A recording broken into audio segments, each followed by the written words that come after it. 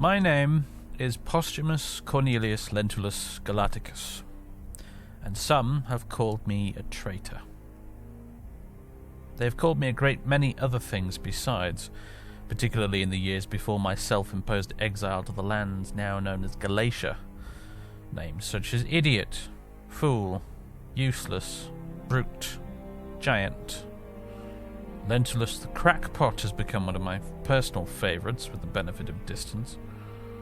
Lentulus the thief of victory was perhaps the most melodramatic and the one most endowed with the unexpected gift of prophecy. As a young man of the Cornelii, I served as military tribune during the Pyrrhic Wars in Italy. Posterity, no doubt, has some familiarity with the events of the Battle of Asculum, the place at which the king of Epirus won his most costly victory.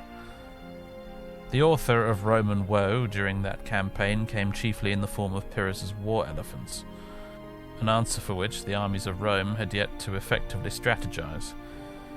At Asculum we tried to counter these beasts with elaborately constructed wagons.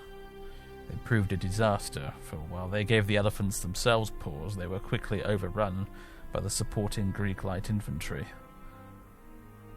What history may or may not record, however, is that these contraptions were my own personal invention. I freely admit this, for I suspect that this knowledge could hardly damage my reputation any more than the subsequent events of my life already have. I found myself neither at home nor in good company in the army of Rome. As a young man, I was a tall, thick-set brute with large ears and a prominent brow. I lacked any good sense of physical coordination and quite infamously once fell from my own horse during parade in front of an assembled and newly recruited cohort. This made me the subject of much mockery among my peers, and more than once did I endure remarks to the effect that Lentulus the Gaul, another prophetic insult, could no more ride a horse than an ordinary man could ride a dog into battle.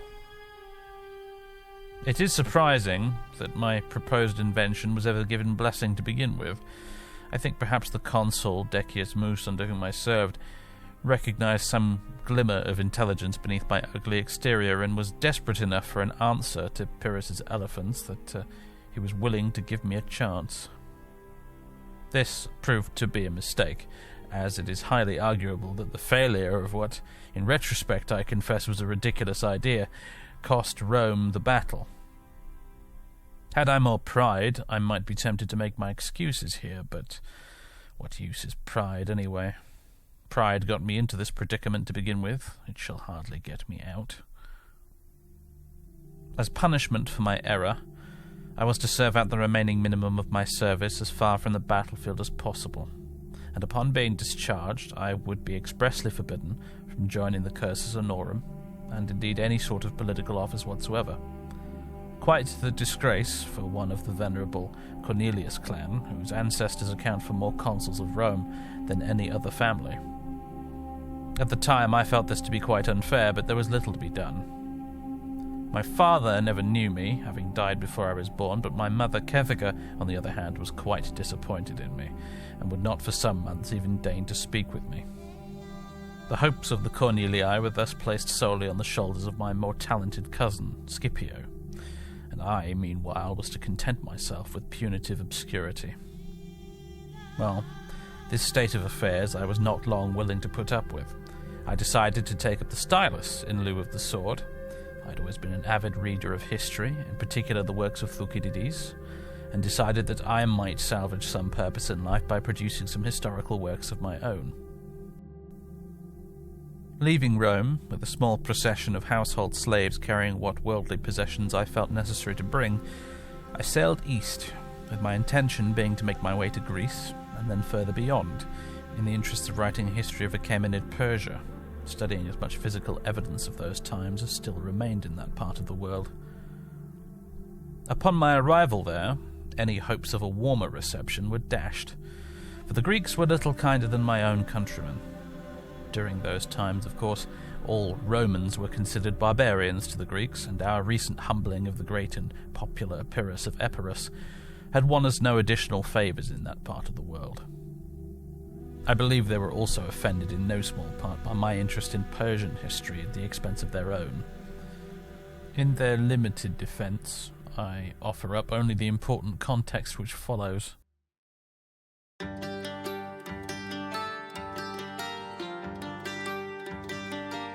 The Greeks had good reason to be hostile to barbarian outsiders, for I was reminded during a visit to Delphi that even as Rome had been grappling with Pyrrhus and his elephants, a vast host of barbarian Gauls, led by their warlord King Brennus, had rampaged from the Danube, looting and pillaging their way south, until finally being defeated and driven away at great cost. Rome itself was once sacked by the Gauls, as you of course well know, and once again the barbarians had proved worthy of their fearsome reputation. This was of little real interest to me, however, until I announced to a Greek associate of mine that I intended to sail next across the Aegean to continue my studies in Anatolia, having found little of commendable worth to my endeavours here in Greece. I intended to start by visiting the ancient city of Impera, once home to the Hittites and many other civilizations besides, including that of the Persians. He laughed at this, informing me that if I'm going to Impera, I should bring a sword, and perhaps 100 other men with swords as well for good measure.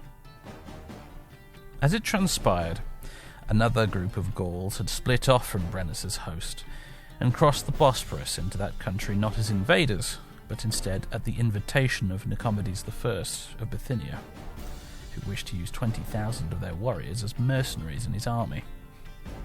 Unfortunately for the Greeks of Anatolia, however, it seems that having invited the proverbial bear into the butcher's shop, they now found themselves powerless to rid themselves of it, as the Gauls proceeded to embark on a number of indiscriminate raids around the region, which resulted in their eventual defeat at the hands of the Seleucid king Antiochus I. Since then, they had occupied a swathe of territory in central Anatolia, including the city of Ankara, which they now ruled as foreign overlords. By the most curious of coincidences, the key ingredient of the Gauls' defeat, as it turned out, had been elephants. Upon hearing this news, I felt myself possessed immediately of a mischievous contrarian streak, and declared that I should very much like to meet these barbarians and discover whether their hospitality might be any more or less frosty than that which I'd found among the Greeks. My associate did his best to talk me out of this course I'd thrust myself upon, as did one or two of the more precocious family slaves who had travelled with me, but I remained unmoved by all argument. This spur-of-the-moment decision would have significant repercussions that I could not have possibly hoped to comprehend at the time, but the die was now cast, so to speak, and Fortuna's hands now had me firmly within her whimsical grasp. So here is my tale, in its full extent. I came across the sea not to write this, but to pen a history of Cyrus, Darius, and Xerxes, yet the fates had other plans for me. Instead, I now give this full accounting of my own actions, and those of the remarkable characters with whom I since have become acquainted. I've dined with barbarians and kings, ridden war horses across the Bosporus, claimed the confidence of a warlord, marched at the head of a conquering army, raised a family, burned cities, and come to know the Gauls, or the Keltoi as they prefer to call themselves, better than any civilized man alive. I address this not to my contemporaries, whose minds are well made up already, but to posterity, far, far posterity, who with the benefit of the passing of ages, I think, might judge me more fairly. Perhaps. In any case, I am Lentulus of Galatia, and this is how my story begins.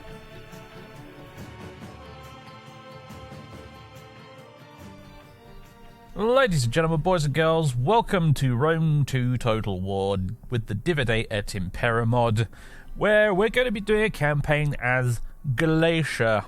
I have decided. The Divide et Impera mod, I highly recommend it if you're not familiar. In fact, I've got more than one mod installed right now. I have a mod list, which, let me tell you, was an old-school Total War player who played, like, ye old Rome and whatnot back in the day. Having a mod list for a Total War game is a very alien and strange experience to me, but there is a mod list down below in the description It's all on the Steam Workshop. I will address the different mods as they come up during the game. Welcome to this new series. We're going to be doing the Grand Campaign.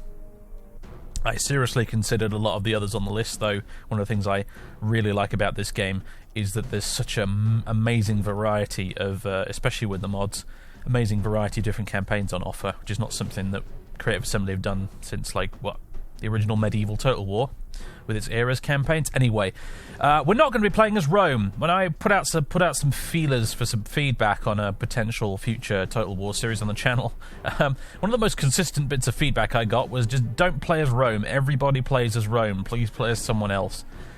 Message received, folks. I'm not going to lie, part of me is a little disappointed because Roman history is kind of my jam, but that's okay. We'll play as the Gauls instead, specifically the Koinon Galaton. Now, if you're not familiar with the Galatians as they came to be called, there's a blurb text thingy here. Essentially, the Cliff Notes version is a bunch of Gauls invaded Greece around the late or early... It's always backwards, isn't it, when you're using BC, isn't it? So early 3rd century BC. A bunch of Gauls invaded Greece. They made the way all the way down to Delphi, sacked the place, and then they were defeated and driven back out again. However, a group of them split off, and they went across the Bosporus, which is this funky little bit here where Constantinople was, however you want to put that. They came across here invited by the Bithynians, who are these dudes around there-ish. And they got there, they fought as mercenaries for a bunch of different Greek kingdoms across the region historically. They raided a lot of said kingdoms as well, and then they got their asses handed to them a couple of times by the Seleucids down here in the southeast, and also by the Pergamese over here in the west, until eventually they were kind of beaten into submission. And then obviously the whole region was conquered by the Romans eventually, and the Galatians actually supported the Romans in that conquest because the Galatians had beef with the people the Romans had beef with. And then they kind of largely disappear from history, although they do interestingly get a mention in the Bible. If you're up on your New Testament, they do get a mention in the Bible. One of the letters to them by one of the apostles, whose name I forget, it might have been Paul, I don't remember. Anyway, we're going to be playing as the Galatians, because while they didn't achieve much, huge historical significance... I'm tripping over my words, because I'm very excited and a little bit nervous, because even after doing this job for 10 years, I still get a little bit of stage fright when I start a new series. I know, it's very silly, please forgive. Even though they didn't achieve much of historical significance in real life, the Galatians are one of those cool factions that I think have the potential to become great in this setting, in this game. You know, they're strangers in what to them is a strange land, settled in the middle of Anatolia, surrounded by a bunch of varying levels of hostile Greeks all over them. They've got the Pontics to the east, and they're just very interesting. I'm big on the history of the ancient Celts. I find them fascinating, even though we don't know an awful lot about them. And the Galatians are just a particularly interesting bunch of Celts, because while the rest of them, as you can see, they're up in northwestern Europe, some of them in central Europe. The Galatians are the ones that made it all the way down here. They served as mercenaries in the armies of a whole bunch of other kingdoms. Some of them made it as far as Egypt, believe it or not, and actually attempted to take control of the country, but failed and were left to starve to death on an island in the middle of the Nile, if I recall. Quite a story, that one. But yes, the Gauls made an attempt to rule Egypt at one point. Mad bunch that they were. Things worth noting gameplay-wise with the Galatians, as a Gallic tribe, they get Gallic horsemanship, which gives them +1 experience for cavalry recruits. Druidic culture, which is increased population from temples when culture is dominant. Probably forget about both of these, honestly, as the game goes on. Price of freedom is one of their unique things. Increased captives income. Plunderers, increased income from raiding and sacking. Basically, we're really good at squeezing the most dosh out of our victories as possible as these guys. And hindered development, increased construction times. Because, there's sort of... The Galatians did build... stone settlements and fortresses in the end, but they did it with the aid of the local Greeks. They kind of had to work through them to get a lot of their stonework done and stuff, and so that's kind of represented in the game via this hindered development thing. The start year is 278 BC, which is not we're smudging the timelines here a bit, because in 278 BC, I don't think they'd actually settled down in Ankara yet. They hadn't. That actually hadn't happened. They hadn't yet been beaten by the Seleucids in the Battle of the Elephants, as it was called, by this point in 278 BC. But the mod has them placed here because it's just a fun faction to include, so it's okay if we smudge the timeline a little bit. Start the campaign. I only mention this because Divide et Impera, generally speaking, is one of those mods that overhauls the game with historical accuracy as one of the chief goals, but this is one of the areas where they've smudged things a little bit.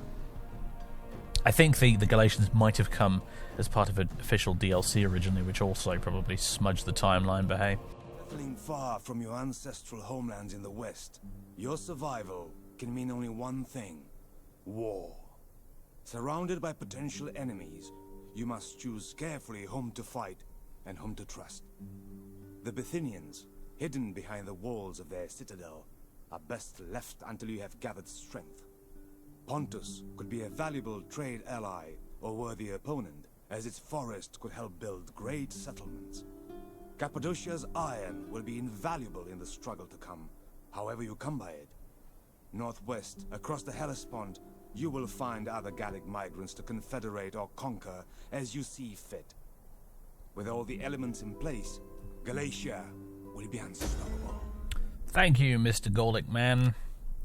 Much appreciated. Objective issued. It's the generic mission you get at the start of every campaign you do, which is control 2 other provinces, and you get a bonus reward thing.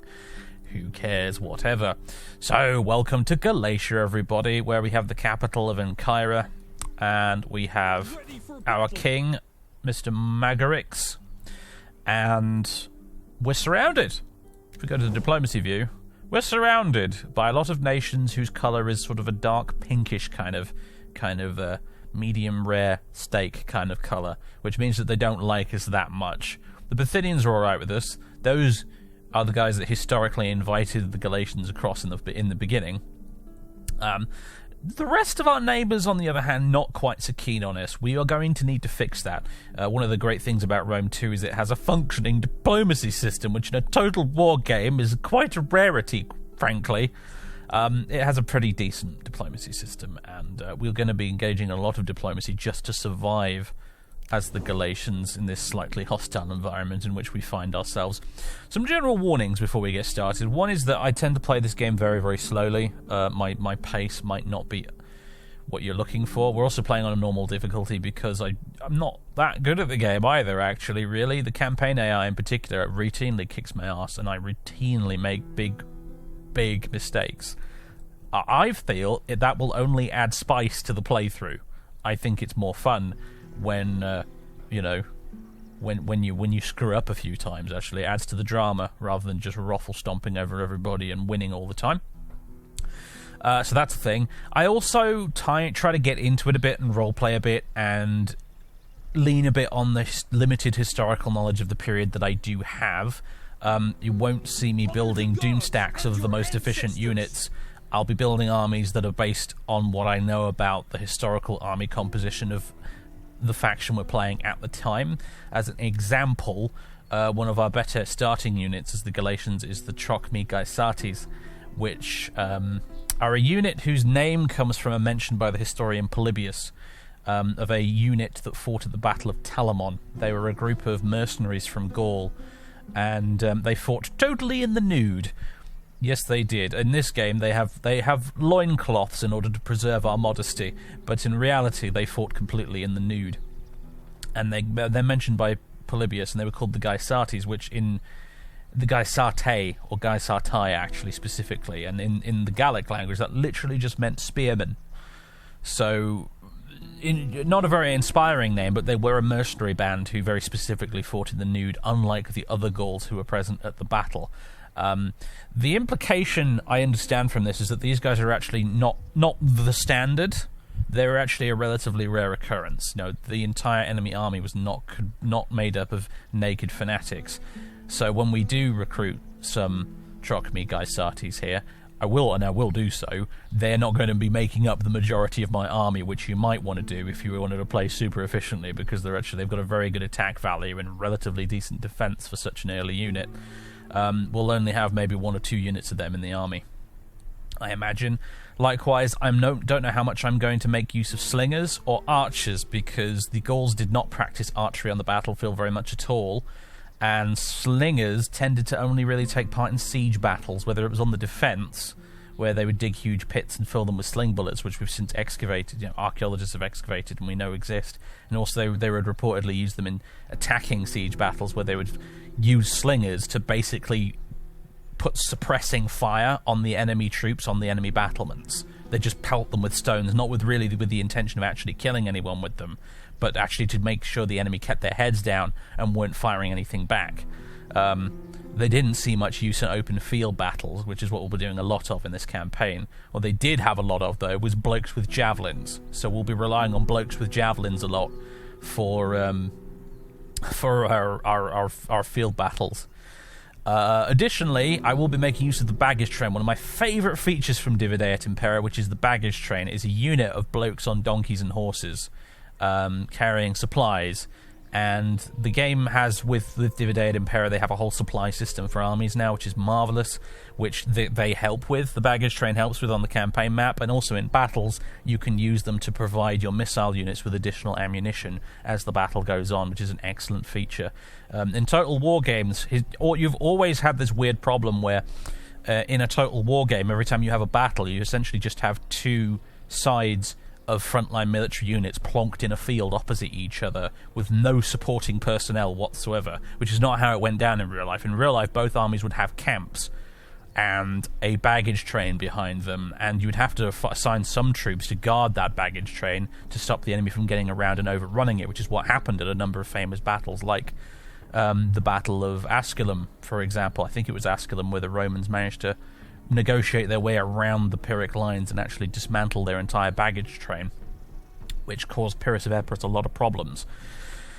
However, in this mod, we have the baggage train as a unit, which kind of is a nice nod to that historical reality, which was that you had huge amounts of support personnel taking part in the rear lines of these battles in reality. So I will be having a baggage train in virtually every army I can, taking up a unit slot, even if technically you might just be... if you crunch the maths on it, you might be better off with just another unit of missile dudes instead of having a baggage train in your army, but I will be using the baggage train. In fact, I'm going to recruit one right now.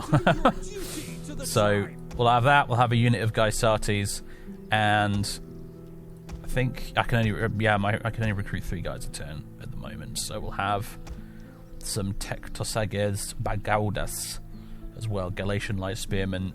Divide et Impera by default, you can get a submod that changes it by default. It has all of the factions and units in their original languages as we understand them today, of the people who actually spoke it at the time. So some people don't like that. I kind of dig it, though, because I find it very immersive. It helps you pick up a little bit of the language of the faction that you're actually playing, and I just find it really interesting. So yeah, we'll recruit those. We'll go to the politics screen, because this is another thing that Rome 2 does that I love, is the politics system. This was added, I think, in a patch many moons after the game originally came out. But I really like this politics system, particularly as it relates to our faction, because it nods once again to some historical realities for this faction at the time. You have a government overview here, and this is basically a pie chart breakdown of every political party, if you want to call them that, within our kingdom. We effectively are playing as the Tectosages. The Galatians were made up of they were essentially a big confederation of tribes. It wasn't just one tribe with a king. We are playing as the Tectosages, and that's because they were the guys historically who settled in the city of Ancyra, which suggests that perhaps they were the most powerful or the most numerous.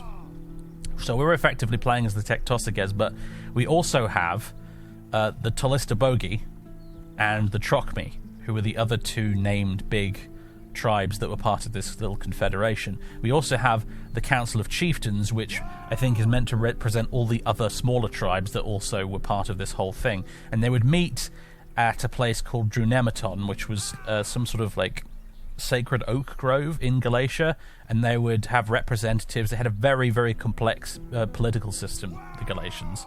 I mean, the Gauls did in general, really, but the Galatians in particular, we have some definite records of that, which talk about the big council they had of like 300 guys.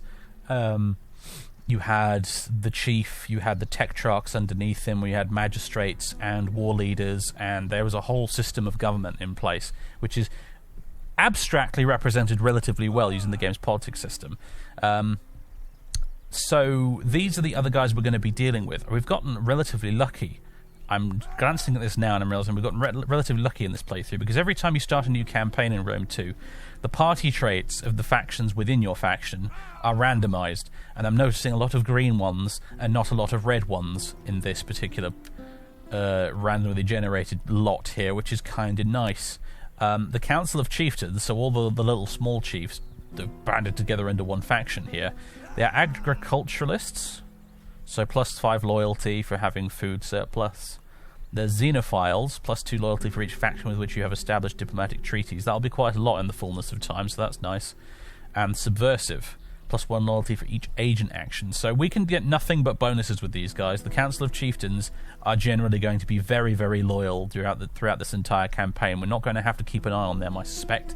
The Telistobogi are expansionists, so they'll be more loyal to us the more settlements we capture.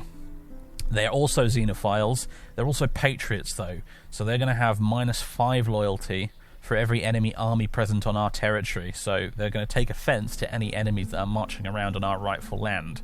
On our rightful clay, they will get very annoyed about that. That's their only negative trait, though, and that one is actually, that comes from their present leader, a gentleman called Eparchos. He's adding the patriot element of that. Whoever their leader is can change some of these party traits, you see. The Chocmi, they, like barbarians, which is unsurprising, +2 loyalty for each barbarian faction with which you have established diplomatic treaties. They're Moguls, so +2 loyalty for every province that brings more than 5,000 wealth. And they're pacifists, interestingly. -5 loyalty per faction you are in a war with. So the Chocmi, it sounds like, they kind of just want us to be left alone. They don't really want to get involved in the grand politics of the Mediterranean. They just kind of want to keep to themselves a little bit. It's just weird, because they are Gauls, and therefore raiding and war is an integral part of their culture, at least as we understand it these days.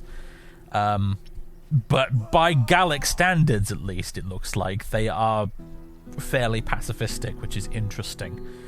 They're also the least loyal of all of all our parties at the minute, with only 18 loyalty. Although 18 loyalty is still pretty good. You only have to worry about it when it starts going below -11, I think, if I recall correctly.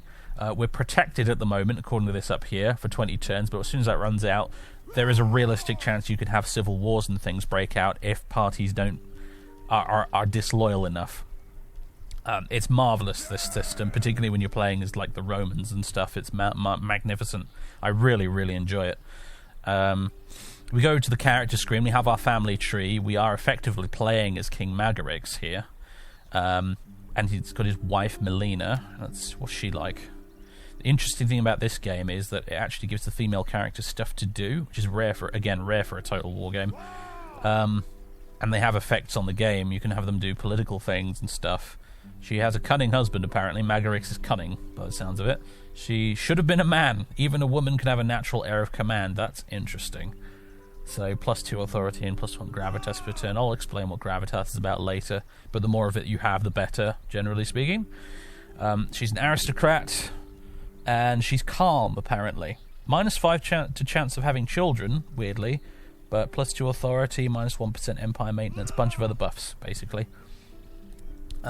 That's kind of interesting. Magarix himself, he's courageous, apparently. He has a harridan wife. Mother always said I was too good for you, poor mother. -2 authority, oof. +3% campaign map movement range, presumably because he wants to get as far from her as possible. +2 loyalty from marriage, and -4 to the chance of having children. They've got a child, little Gabranos here. Sounds like the chances of them having any more children, though, are a little slim. He could divorce her. That is an option. minus 15 gravitas for the spouse, and minus 5 gravitas for him for 2 turns. And then you have to take your chances with another one who could end up being worse, because it's totally random.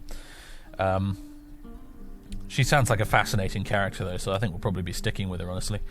There's Magarix, and then Gabranos, his son, who is currently 6 years old, and we aren't able to get any more real information out of him just yet. He's the son of Leonorius, who is one of the Gaul chieftains who is named as having brought the Gauls across to Galatia in the first place. Leonorius and Lutatius or something? They both had but their names both begin with L. I remember that much.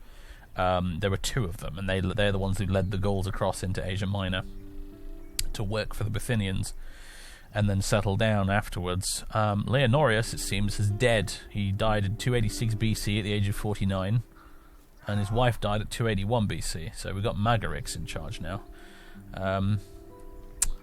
Interesting. Okay, so there's the politics of the Koinon Galaton, which means Kingdom of the Galatians in Greek, I believe. Galatia itself in Greek pretty much just means the place where the Gauls live, the land of the Gauls. They also referred to all of this as Galatia as well as a result. It's a little confusing. I don't know what the Galatians themselves would have called this place. It's interesting to speculate. Presumably they would have had a name for it, but we don't know what that name is, because little survives, unfortunately, when it comes to the Celtic peoples of Europe. Anyway, right. Opening moves then. Alright, so diplomacy. Let's have a look at this, shall we? Oh, it's sent the map all the way up there for some reason. That was a bit silly. So here we are, surrounded. Now, I've had a little look at this, and I've concluded so far that basically the only people who really hate us are Pontus over here, these chaps. Pontus obviously would go on to be very influential later on in history, but at the moment they don't like us very much. They don't like us for a number of reasons. There are a few things they approve of, interestingly, though. They like that we have treaties with Bithynia because they're chums with Bithynia. If you see, we click on them here, you can see that Bithynians and the Pontics, chums. They like each other quite a bit. In fact, the one thing they hold in common is the fact that they both seem to hate the Cappadocians, or Katpatuka, to use their own language, apparently. They don't like the Cappadocians at all, either of them. Not fans. I am thinking it's going to cost me a pretty penny, but I would really like to make friends with Pontus rather than fight them. If I fight Pontus, Bithynia will be mad with me, and Bithynia, as it stands right now, are one of the only factions in this region that actually like us. So, I'm thinking we make nice with Pontus, we swallow our pride and try and make them like us. We stay on good terms with Bithynia, and our first victims will actually be the Cappadocians, I think. And then following that, maybe over here, the Cappadocians also hate Pontus and Bithynia. They're friends with Lydia, and they're friends with Sinope. Sinope is interesting, because we could attack them, but the problem is Bithynia doesn't like Sinope, but Pontus does, which makes life complicated. And you bet your ass we should be taking this stuff seriously, Buzzwell, by the way, because in Rome 2 with Divide et Impera, you really want to be paying attention to diplomacy. It's important, especially when you're a one-province minor like this. It's essential to your survival that you have friends. We ain't playing the old Rome Total War here, or Medieval 2, where we can just be like the player versus the entire world. It doesn't work like that in this game. One of the reasons I like it, actually. So I'm thinking, hello Pontus, how you doing? Greetings, my friend. You have my ear for your speech, and if it profits my people, agreement too. Alright then, well at least he's being polite. I'd like a trade agreement, which the likelihood of success is currently low. However, if I give you lots of money, and I do have a pile of it to give you, how much can we get away with here? 3,600, still low. This is probably going to cost me a lot. 7,200 is moderate. 54. We better err on the side of caution then and go with 7,200. Likelihood of success moderate. Would you go for that? Would you? What the trade agreement is getting your foot in the door with another faction in this game. If you can get a trade agreement, you can build on the relationship from there. It's a first step. From there, you can go non-aggression pact, defensive allies, military allies, and so on. The trade agreement is the first step on the ladder of climbing up to actually having good relations with the faction. So if we can make this work, that'll be really good news for us. Of course. My people are wealthy in intellect, and do not need your goods to add to their material wealth. But would you accept my goods if I were to give you even more money? If I were to give you 9,000 instead of... They're haggling with us at this point, I think. They're proposing a counter offer. Okay. Gold is often taken to be a sign of deep affection and respect. So they demand I give him 2.5 grand, which is much less than what I was willing to give him, in return for a non-aggression pact instead of a trade agreement, which is actually even better. Yes, please. And he's reliable. If you look at his AI personality type here for Pontus, he's aggressive, and virtually every faction in the game is aggressive because it's a thing from the Divide et Impera mod. I think the mod has discovered at some point that if you set every AI in the game to aggressive, it improves the gameplay by quite a bit. So pretty much everyone in the game is set to aggressive, but the reliable part is important. Reliable at least lessons to some extent that will be betrayed by them. Some of these guys are going to be less than reliable, as you'll see, but I will totally go for that.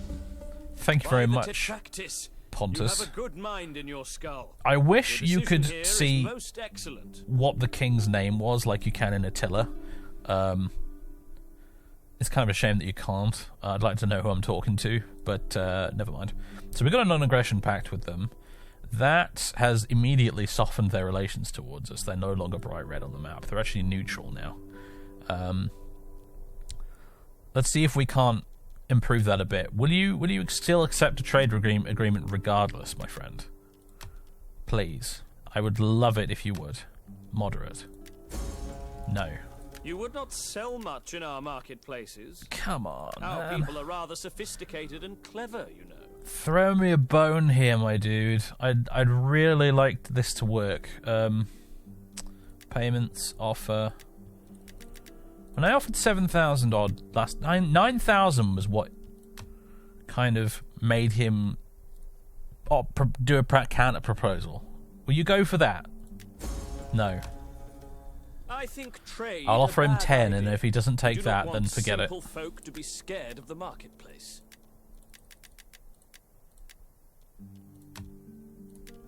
No, alright, forget it then. We'll just... I think trade That's better than is a bad nothing. idea. We do not want simple... What's interesting to me is that this seems to change with every playthrough you do, because I did a test playthrough of Galatia just to, make sure everything was working fine about a week ago before I started recording this. And in my test playthrough, they went for a trade agreement straight away. They didn't... No problems. There was no non-aggression pact involved, but they went for the trade agreement, so obviously it's turned out slightly differently this time, and I quite like that. Anyway, oh, yeah, I've just noticed the date at the bottom right here. This is the thing worth noting. One of the mods I have is the official submod for DEI, which changes the game to 12 turns per year. So you'll note right now it's not just winter, but it's also February this turn. It'll be March next turn. The reason for that is just because that would kind of fit the pace of the narrative I want to go with for this campaign. Usually I play with 4 turns per year, or sometimes even 2 turns per year, depending on the kind of campaign I want to do. But with this one, I decided actually I'd quite like to do 12 turns per year. Keep the campaign within a single person's lifespan almost, if you want to look at it like that. Rather than it being a multi-generational kind of campaign. So we're doing 12 turns per year. That's one of the mods I've got. Alright, so we're recruiting these. We need to select some technology. This always felt like a bit of an afterthought in this game. I'm not hugely into the tech system in this. But I guess we can go Celtic Field Systems. That would give us +1 sanitation, a 1% wealth from agriculture bonus. This is why I don't like the techs in this game. All of them feel so insubstantial. I guess they add up eventually over time, but actually no, I'm going to go with Advanced Saddle because that will allow us to build a meeting ground once that's done. If we look at Ankara, there's a little historical blurb here which I encourage you to read. Some of the major cities in the game do have one of these pop-ups when you click on them, courtesy of the Divide et Impera mod, that tells you a little bit about it.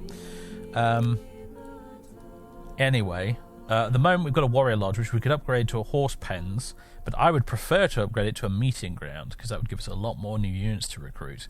Unfortunately, we don't have the tech for it, but we will if we research advanced saddle in 5 turns, so we'll go for that.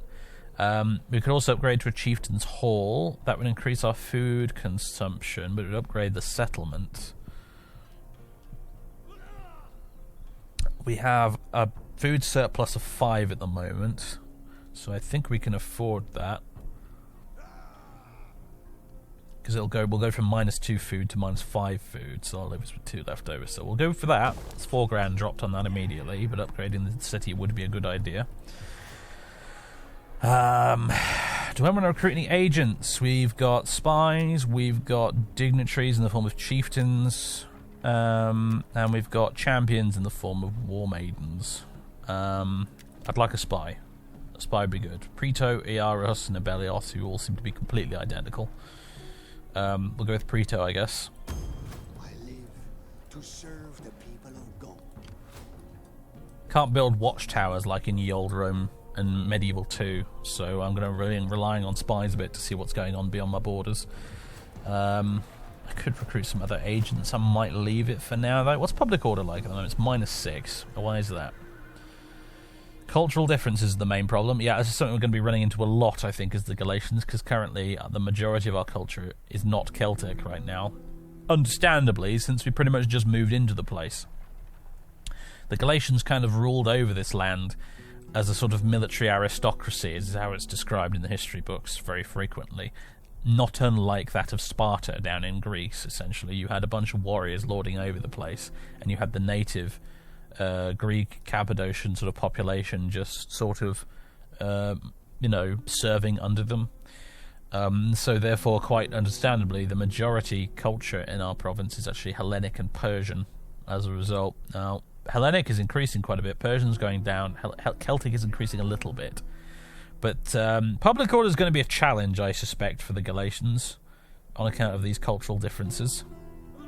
Taxes are lowering it a fair bit, slaves are lowering it a fair bit. I am going to lower taxes to the minimum at the moment. It only gets us about 400 gold extra per turn, and it will significantly help public order. Yeah, it's back to 0 now, which is good. So another thing we can do is actually, if we just cancel these and move you guys out of the town will be happier. The population of your cities do not appreciate it when you have an entire army billeted in their streets. It creates public disorder. The population isn't happy. The troops are running around the place causing chaos. It is best to keep the troops outside of the city if possible. There are some benefits to stationing them in a city. They can replenish their units faster if you do that and whatnot, but it is best to have them outside the city, and if you're not recruiting, it's honestly best to have them on patrol stance as well. They keep banditry down, they raise public order. There's some negatives as well, as you can see, but it's usually a good idea. I want you guys to recruit those, right? Because I want some spearmen, I want a baggage train, and I want some skirmishers. Cool beans. I hope all my waffling about the historical significance of certain elements of the game and my talking and playing very slowly doesn't bother you too much. There's plenty of other channels and videos out there of people playing the game fast and on the hardest difficulty and whatnot. I'm aiming to do things a little bit differently with this series. I hope it doesn't bother you. But if it does, no hard feelings. Alright, that's it. End turn. Unless I want to do any political shenanigans. Of course. That's always an option. Magarix can't really do much to me. He can send a gift. This is all a bit Crusader Kings, this. But you can send a gift. Divorce. We could send away Gabranos to be educated. Now, that's an interesting notion. What would he do? If I were Magarix in real life, what would I do? Would I send I might do that. I might send my child off to be what they called a hostage, which is a word which has a different connotation nowadays to what it had back in the day. Sending a child off to be a hostage of another tribe was actually generally considered a sensible and normal thing to do. You would send him off to maybe be a hostage of the Talistaburgi or the Trokmai, here, Caxtos or Epakos here, and he would raise the boy and educate him and whatnot, and the boy would come back as an adult, having learned much about the other tribe with whom he was a hostage, and hopefully building some political alliances there and what have you. So I think I will do that, actually. I'll send the boy away. It'll cost us nearly 2 grand and 10 gravitas. But +2 to a random target attribute upon returning and coming of age. Not a bad idea, I think. The child is sent off to be educated. Okay, jolly good. We've done that. Maybe not the wisest use of money, but that is something the ancient Celts absolutely did, and I feel like it would be the correct choice here. Let's end the turn. I promised you, not all of our turns are going to be that long. There was a lot to talk about. We might even get a battle in this first video, but I'm not going to guarantee you anything, I'm afraid. As I said, I play my campaigns quite slowly. It might be a little while before we get our first actual battle. We're definitely going to need to recruit a full stack before we go anywhere, that's for certain. Bithynia and Sinope are at war. Now that is interesting. You guys... right, Bithynia and Sinope. Okay. That's a significant political development on the world stage that is Asia Minor right now. Right, we've got our recruits. More, please. I'm going to move you over here. No, actually, I won't move you over there. You can stay where you are for the moment. Just keep recruiting. I want some Guy Sartai, though. And more spearmen is good, honestly. More spearmen's good. I will need some cavalry. I will recruit some cavalry eventually. Let's move our spy. First thing I want to do, actually, is I want you to get you over here so we can try and meet Pergamum and get them on the map. The Pergamese, historically, kicked the Galatians' arses in around the 220s, I believe. They even built a bunch of statues to commemorate the kicking of Gallic arses. Hopefully in this campaign I'll be kicking the Pergamese' arses, though, in the fullness of time, eventually. For now, though, yes, keep recruiting. Keep an eye on the politics, which at the moment are looking dandy. As I said, we got very lucky with the party traits in this playthrough. Lots of green positive traits and very few red negative ones, which means that on the whole, the Trocme and the Tulistabogi and the Council of Chieftains are all kind of generally going to have my back, I think, when it comes to dealing with this campaign, at least for now. Things could obviously change later on, but for now we're looking good. Okay, I'm going to be back when something of significance happens. It's currently March of 278 BC. I'll get back to you at a future date when things have developed, because for now I'm just going to be hitting end turn and recruiting units for a long time. So I'll see you then, folks. Hello everybody, we're on the politics screen because I'm thinking about doing a bit of politicking. Magarix himself, not a lot of options in the way of doing any politicking right now. Bless him, he's just not cut out for it, apparently. Thought you might be interested to know, actually, some of his other traits include the fact, obviously, that he's king. But apparently he's a scrapper. He is a deputy and a student, which is like a level of their intellectual commander and brawler traits or whatever. These go up and down during the campaign gameplay. They can be improved by various things. Sort of a measure of their intellectual and commanding and fighting abilities and stuff. So the bottom three, they're always there. At the top, though, we've got that he's a king. We've also got he's just, apparently, so he's a good dude. Plus 6% upkeep for all land units, which kind of sucks, but plus 4 public order per turn for his local province, which is alright. He's also magnanimous, modest, generous, and wasteful. Plus 3 public order per turn, so he's good at keeping the people happy, is Magarix here. Again, another plus 6% upkeep for all land units, which kind of sucks. That adds up to plus 12% in total, which is just... plus 10% wealth from all commerce in the local province, though. Plus 8% land recruitment costs as well. So this guy... he's a little too just and magnanimous for his own good, is Magarix, to be honest with you. If you ask me, he's good at keeping the people happy, but he's making everything cost more. Lucky for us, we have Melina, his wife, the family matriarch, who has an astonishing 7 authority compared to his 3, which I think is actually kind of hilarious. Yeah, it's pretty significant. Now, she should have been a man, aristocrat and calm. She has an option here that she can do that he can't. And the reason for that is because she has such high authority, which is gather support. She gives +2 influence for our own party and -2 loyalty to all other parties for 4 turns. Now, we've got a big stack of loyalty sitting on right now. 18 is the lowest for the Chocme, and that's still plenty. So Magarix, whatever. He's doing whatever. Melina, on the other hand, she's going to be gathering some political support for our faction. There we go. We've strengthened our influence with additional supporters. Now, what that's going to do is give us a bigger slice of the pie here on this screen. And if we can... You see, like, we've got this section here is partially green for us and mostly Council of Chieftains. If we can take over this whole extra chunk of the chart here, that will upgrade our influence from respected to admired. Admired gives us, as you can see, quite a few bonuses, including +5 public order per turn, which is really nice for all of our provinces. That's really good. You go beyond that. Oh wait, no, this is okay. You go a bit further beyond that. This is different depending on what faction you're playing. It's very interesting. If you're playing as Rome, you actually want to keep your influence somewhere in the middle, because if you become too much of a tyrant, crises start to happen. You know, the rest of your faction really doesn't like that. You start to get a whole bunch of debuffs. But with the Celts, it looks like actually we can go quite far up here before things start to go downhill a bit. In fact, it looks like our absolute sort of ideal level of influence is Beloved. Gives us +6 public order per turn, expansionism, bunch of other bonuses. If you go beyond that, you go to Exalted, the buffs start to go down again.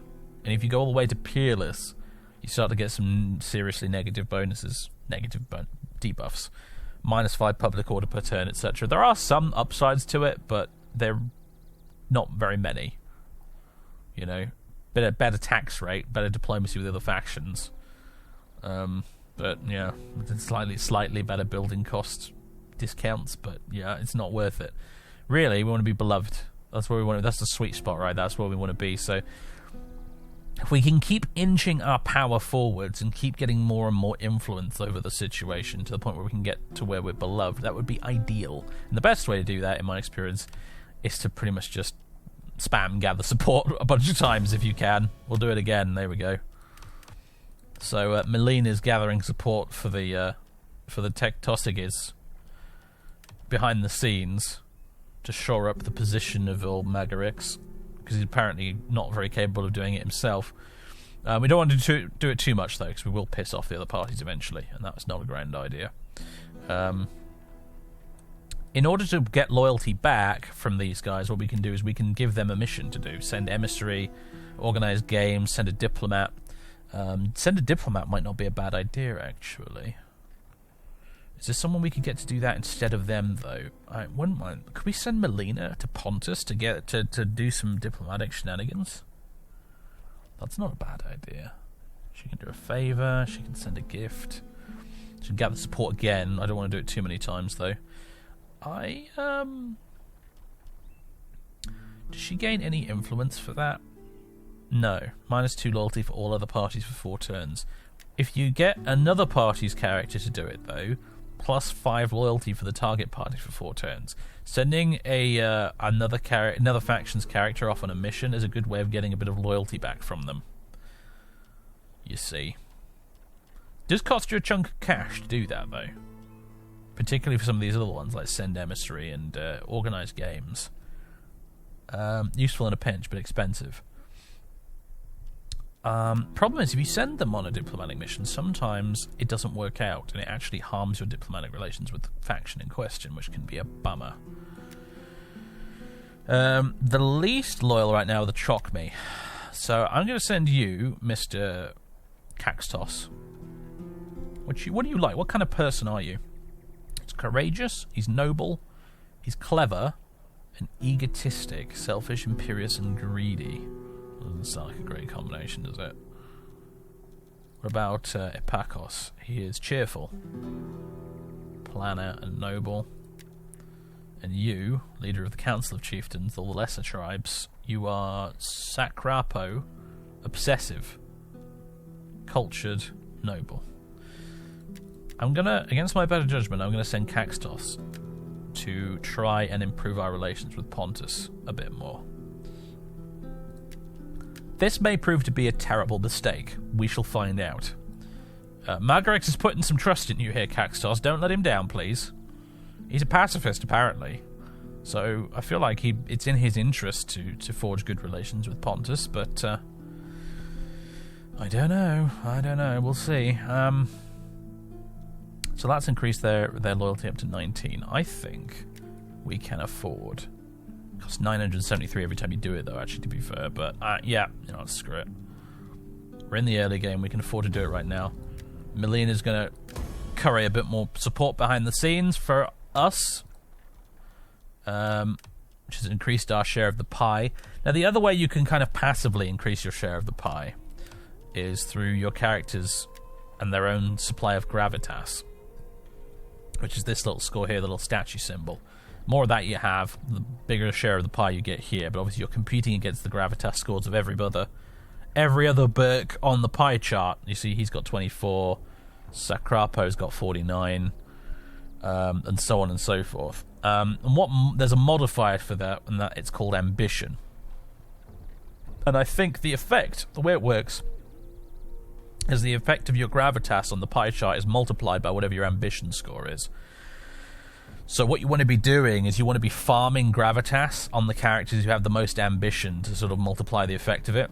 If you'll notice, for example, that Melina, she doesn't have a lot of ambition. She has ambition 1, so her having a load of gravitas isn't super useful. But Magarix having a load of it is a good idea. He's currently actually in the field leading the army that I'm recruiting. Arguably, what I should do while we're in peacetime is actually not have him lead the army. I should have someone else do it, like Sacrapo here. You, my sir, with your 49 gravitas, you should be leading the army, because the way it works is if you're at home in the capital doing politics stuff, you do generate a bit of gravitas every turn. I think how it works anyway. Don't quote me on it. You generate gravitas every turn if you're at home in the capital. If you're commanding an army, though, I think you only get gravitas if you win battles. And since we're not fighting anybody right now, it might be a good idea to have Magarix back at home in the capital and have someone else playing caretaker for the army, essentially, and raising it for him. So if we go to the army, we go details, we go Magarix, we can replace him, and I hope this doesn't have any negative effects. I'll just drop a quick save, just to be on the safe side, in case it does. Ready for orders. But I'm going to replace him with... there's a few candidates here, but we want specifically Sacrapo. There he is. We can give him a bodyguard. Whichever's the cheapest, honestly, mate. Looks like there's a few options here that are quite interesting, but this one costs 0, so that one higher. So Sacrapo, at the moment, he is in the field marshalling new recruits for the king. I don't know whether or not the leader of the Galatians would have called himself a king. He might have called himself something else, like magistrate. I'm not sure. We'll just call him king, though, for simplicity's sake. What else do we want at the moment? We want another unit of cav would be good. Third unit of skirmishers. More spearmen. There we go. That's our 3 units for this turn. So hopefully now, Magarix. That's what he looks like when he's not in his armour, by the way. Fine head of hair on the man. Could do with more of a beard, though, if you ask me. He should now be generating a bit more gravitas each turn while he's at home. With his wife, with whom he does not get along very well, apparently. These I'm very much reminded of Augustus and Livia from the novel I, Claudius. But yes. We can't do anything with them at all. I don't know if I want to do any more political wrangling for this turn. I think I might just leave it there. I'll go ahead and hit end turn, and we'll see how this turns out, shall we? I'm also going to move a spy over here to Mazaka. I'm also going to have you establish an intelligence network. so you can be earning some experience. We want to actually be using our agents when we've got them instead of having them standing around, after all. Okay, I'm going to hit end turn.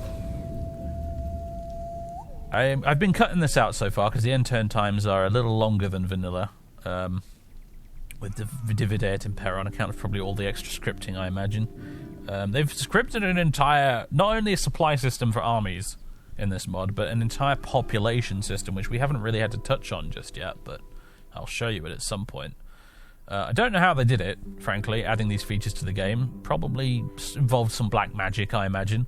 But I think a side effect of it is it does slow the end turn down a little bit. But it's not too slow. It doesn't bother me that much. I'm used to playing mods for Medieval 2, for example, that have much slower end turn times than that. Okay, Preto has been found, but I'm fine with that. It's like, whatever. Okay, fine. Your diplomat has returned accompanied by a famous bard. Sounds like the mission was a success, then. Caxtos, well done. Caxtos of the Trocmai. Or Trocme, however you want to pronounce it. I'm going to get all the pronunciations wrong, some of them on purpose, just to make sure everybody's equally annoyed with me. Just so you know, folks. I'm going to be calling...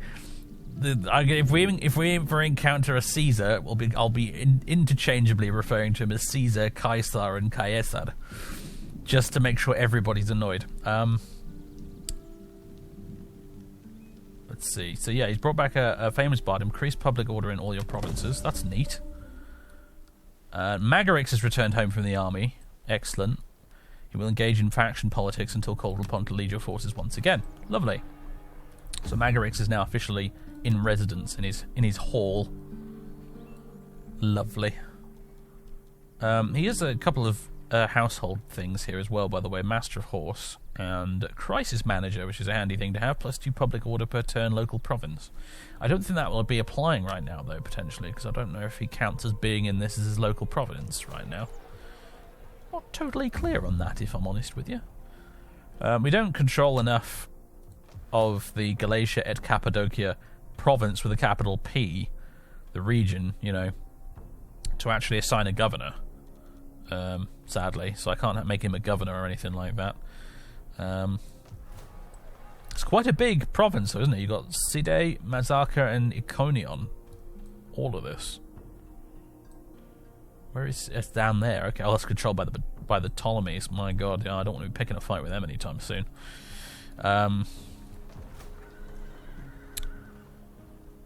4 more turns until the chieftain's hall's done. How's my tech doing? 1 more turn until the next level of military tech's done, then we can build the meeting ground, which will give us access to a bunch of rather nice units. Our starting units are not the best. I'm gonna say not the best. Usually not a huge problem when you're playing as a Celtic faction, because usually when you're playing as a Celtic faction up over here somewhere, your neighbours have equally rubbish units, so it's okay, but we're surrounded by Greeks who have hoplites and pikemen and all sorts of things like that, which I'm a little bit scared of, so I'm sure it'll be fine. Yeah, okay, well, the diplomatic mission was a success, so if we go on here now, Pontus are in the green, and we have +8 relations with them thanks to diplomatic missions to Pontus, so that worked out. Phew. Excellent. +18. Be welcome. If I give you a fair answer, you will have it. Likelihood of success for a trade agreement is now high. Good. We've made some friends, everybody. Alright, folks. It's August 278 BC. And as you can see, my army... Honor to gods and your ancestors. Which I actually need to change the general for.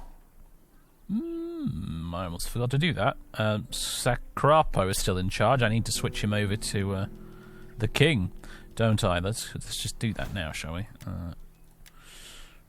I've got Preto the scout in the army. He's actually joined the army to provide military intelligence, which gives us some bonuses as well. So that's why he's not here. He's joined the army. I've merged him in with the stack. We're in an interesting position at the moment. I've about recruited... The army is about as big as I can really make it at this point, because as you can see, judging by my treasury income down at the bottom right there, we've sort of reached our limit in terms of what we can recruit. That's the Cappadocian army at the moment. They've got 16 units. Honor the gods and your ancestors. I've got 17. More like 17 if you don't include the scout. Because he's not a unit that actually appears on the battlefield. Ready for battle. And we need to start a war. It's time to go a raiding. Now, what I would like to do is... Oh, and I do need to change this guy here. Hold on. Replace with Magarigs. And we'll just go with the standard Galatian bodyguard. I could switch it up to an infantry unit or something, but I think I'll stick with the regular Galatian bodyguard. They seem to be fine. What I'd like to do is march across the border and then go into raiding stance and just start raiding them and, do it the way the Gauls did, just march in unceremoniously, start burning and pillaging across this province. Unfortunately, however, we are going to have to do things a little bit differently. My plan would have been to march in, start raiding, and provoke a response from them to get them to come out and attack me, maybe over here somewhere, where they aren't supported by their town garrison of 12 units. Looking at the wrong thing. Well, they're 12 units, these guys. Because if I attack their town directly at the moment, I'll have to fight the garrison and their army at the same time, and that's a tall bloody order. We'd be outnumbered practically 2-1, and we're Celts. We're not good enough to be outnumbered 2-1. We're not Romans. So,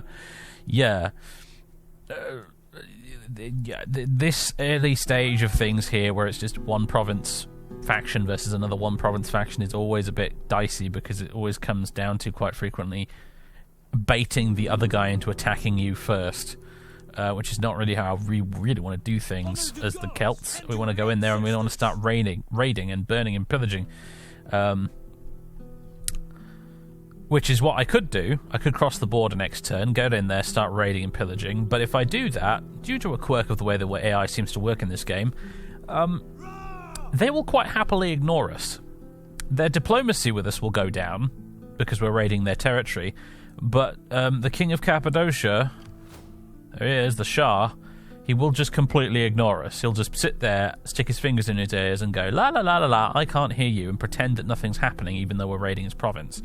Unfortunately, the impact on his economy from the raiding mechanic isn't harsh enough to actually prompt him to do something about it.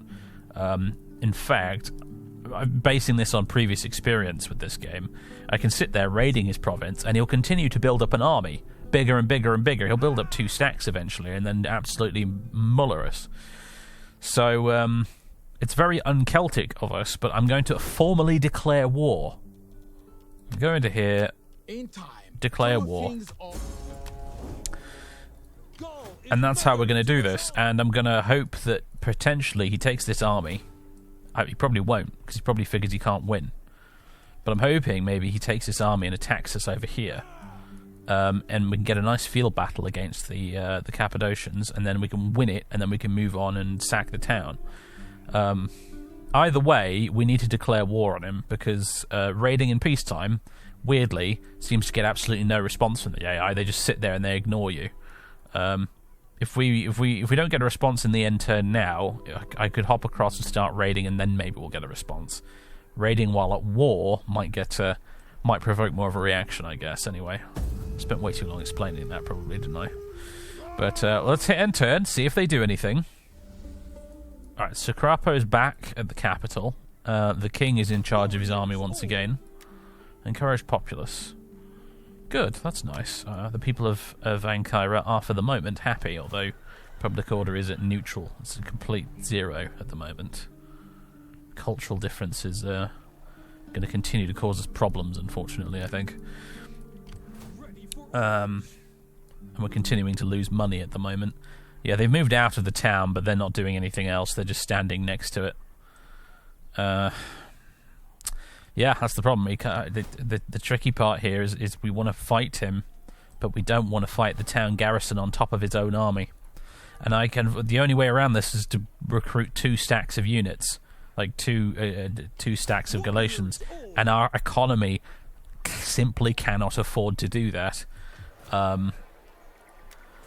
our taxes are... Even if I raise taxes to maximum and royally piss off the population, we're still only getting 200 a turn. It's not enough. I mean, 200 a turn, I can recruit, what, 2 more units of spearmen for that? It's just... it's not doable. And I suspect the AI has some cheats. Even on normal difficulty, I suspect the AI gets some money cheats, because they seem to be able to support... With only one province, they frequently seem to be able to support more than one army. Ready for battle. Probably a mod thing, I would imagine. So... Yeah, here's the tricky bit. I don't know how to go about this. We could retreat to Ankara, with him still at war with us, and wait for him to come to us. Wait for them to build up an army they think is strong enough, march over to Ankara, and then attack us. Unfortunately, though, as I said, I kind of want to roleplay this series a bit, and that would be a very, very un-Galatian thing of us to do. Declare war and then go and hide in our capital. The warriors would have none of that. The people would have none of that. That's just not how the Galatians and the Celts in general did things. There is the expectation that we are going on a raid, we're going to bring back lots of booty, we're going to kick the asses of our enemies, and, you know, come back victorious. Not, you know, sit there hiding, waiting for them to come to us. But unfortunately, we are presented with the very difficult problem of being outnumbered almost 2 to 1. The only thing you can do in this situation, potentially, is just try and get an ally on board. We could ask Pontus to join our war. The problem with that is that Pontus might come over here and take Mazaka for themselves. The way it shakes out sometimes is if they come down here and they laid siege to the city before we do, then they'll get Mazaka and we won't. And all we will have succeeded in doing is getting a bunch of our guys killed so that the Pontics can expand their empire. It's tricky. Ready for battle. I'm gonna hop over the border and I'm gonna raid. At the very least, it will give us some extra money per turn. In the meantime, I could use that to raise another small force, and I think that might be what I do. Where's our man Sacrapo? Sacrapo of the Council of Chieftains. He has been a useful fellow so far. He was overseeing raising the levy of warriors to begin with. Then again, who was that other fellow? The chap who did our successful diplomatic mission. I think it was Caxtos, wasn't it? Was it not? Of the Trocme? Yeah, I think it was. Let me have a look at the old character screen here. Sacrapo has 55 gravitas. Yes. I think Caxtos is an interesting fellow. He's done alright by the spy so far. I think we will have him take charge of the second force. Yeah, I think we will. As a reward for as a reward for him rewarding our earlier trust in him, I guess. So Caxtos, you are going to raise an army. Thirsty for battle. Using the money that we're getting from this raiding to hopefully pay the upkeep for some of it. It's not going to be anything fancy, just some additional spearmen. We just need bodies on the field, really. I'll maneuver them over here and then have them hang out on our side of the border within reinforcing range of the Doom Pigs here. But I'll have them within reinforcing range, but on our side of the border, which will allow them to do patrol stance and then help with the public order situation, because the public order is deteriorating at the moment. So yeah, that's the plan. I will come back if the Cappadocians decide to take their brave pills and come and fight me, but I have a feeling they might not. Well, it's October, and we did provoke a reaction, not quite the one I was hoping for, but it was a reaction. They recruited a new stack, which at the moment consists of just this general. What was this guy's name? Euthydemos, apparently. And there's their king. the comedies. I live to serve I've the people moved of up Gaul. Caxtos and his units of spearmen. Honor the gods and your We've got Magarix ancestors. and his army still raiding here. What they've done is they've moved up their main army and they've fortified on the spot. You see the stakes in the ground? And I smell an opportunity here. What this means is he's set up fortifications. If we attack him, he'll actually start the battle inside a little fort that he's built. A little armed encampment. Now, if we attack him, he will get the garrison marching to his aid. I'm fairly sure of that. Plus, he'll get this guy marching to his aid too. However, while in an open field battle, that would make life incredibly difficult for us. If he's inside a fort, it might present us with an opportunity to kind of divide and conquer. Funnily enough, the title of the mod, Divide et Impera. Basically, what I'm hoping will happen here, and I'm gonna save the game here before we do this, because when we're in this early stage of the campaign, normally I don't like to save scum or reload or anything like that in a Total War campaign.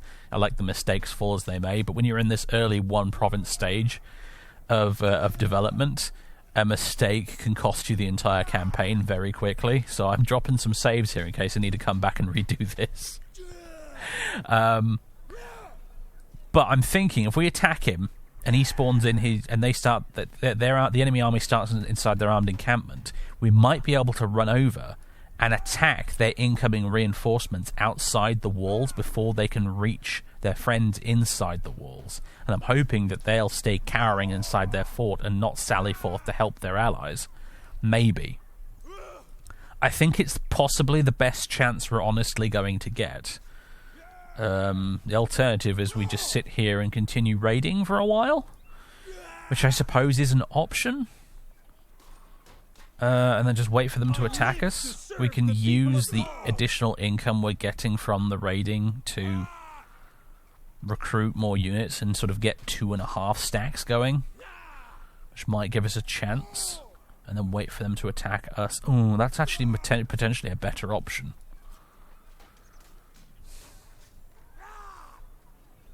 On the one hand, I feel like we should live dangerously. We're a bunch of Gauls, after all. Be one big battle, and the winner takes practically all if we win. But what would Magarix do? That's the question. What would Magarix do? What kind of a guy is he? King, just, magnanimous. He's brave. Man has the morals of a true warrior. Courage. I feel like that is the kind of man who would take the risk. So, oh my god, I think we're going to do it. Yeah, okay, well, the game pretty much thinks we're doomed.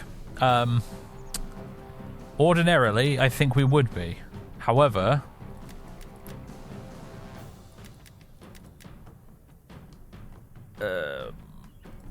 I think there's a chance. These reinforcing units here are all militia and townsfolk and archers and stuff with a couple of units of Eastern Spearmen. These reinforcements here, the garrison army, they are pretty crappy troops. They are not very good at all. If we can catch these guys in the open while this lot are hiding inside their little fort, I think we can win this. Maybe.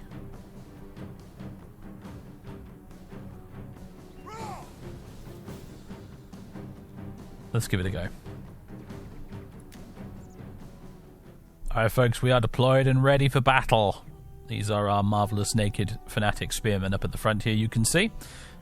Looks like the kings had a word with them and explained to them very politely that if they do actually turn up naked, they will get the video demonetized. So they are all wearing loincloths. Some of them are even wearing trousers, which is downright prudish of them. But yep, they've turned up with loincloths at least. So we're much indebted to them. Thanks very much, lads. Much appreciated. They've got plenty of jewellery, at least. In real life, they would, of course, not have worn loincloths. They turned up to battle naked, as described by the historian Polybius at the Battle of Talamon. And they were indeed, apparently, absolutely terrifying, these guys, in that battle.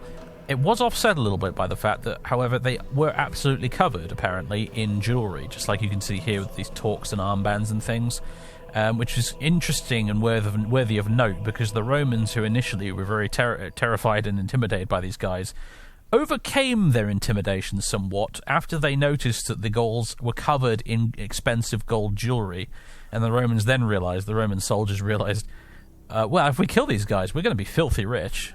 There's going to be so much good loot to be had from these guys, and so they kind of overcame their terror somewhat, thanks to the knowledge that they'd be filthy rich if they won. So, little counterproductive, as it turned out, this whole naked thing. Anyway, the army is deployed. I had the Gaisate up front, which is, I think, pretty much how they were described in Polybius' account, actually. They were up front and centre, ready to scare the crap out of everybody opposing them. Big old chunky line of the light spearmen behind them. We've got the javelin guys at the back. Ordinarily, they'd be out the front, actually, to run up and do some skirmishing and harass the enemy as they move towards us. But on this occasion, I've got them deployed behind the line. Behind them, we've got the baggage train, as you can see, which includes some of the tribal women as well. Celtic battles were quite a spectacle. The whole tribe would often turn out to watch, including the women and children. Battles between rival Celtic tribes often didn't end up being actual battles, because they would quite frequently settle the affair with two opposing champions dueling it out between them. Sometimes a battle would then result as a result of the duel, because maybe one side would think the other was cheating and so on, and then a bit of a pitch invasion would happen, which actually escalated into a full-blown battle. But it was always a spectacle. They'd bring out the whole tribe to watch. At the back, we've got our cavalry, which is the sort of light missile cavalry here, as well as the king himself, somewhere along here. Where is he? Where are you, Magarix? He's here somewhere. I swear. Is he deployed along the end? Oh, he's deployed over here, I see. Not in the middle. There he is. There's old Magarix himself. Very impressive helmet there you've got, sir. Lovely plumes. Nice feathers, etc. Very good. I like the Lorica Musculata chest piece you've got on there. So you probably nicked that from the local Greeks, yes? I imagine. You notice that with the Galatian units, actually, in the mod a little bit. A lot of them do have... here's another example. This guy's got a Greek helmet. You notice with them that they have a few looted and or purchased items of Greek war gear, essentially, here and there. Not so much on these guys, but on some of the other units in our roster we'll encounter later, you definitely notice it has another one. He's wearing a Greek helmet. It's quite interesting. Anyway, there's the enemy fort. The enemy's in there. We can only see a few of them right now. But there's some of the Cappadocian spearmen, armed and armoured in the Persian style, rather than the Greek style, which is also common to this region. But there they are. They're all set up in here. If we look at the mini-map, the yellow arrow over here indicates that our reinforcements...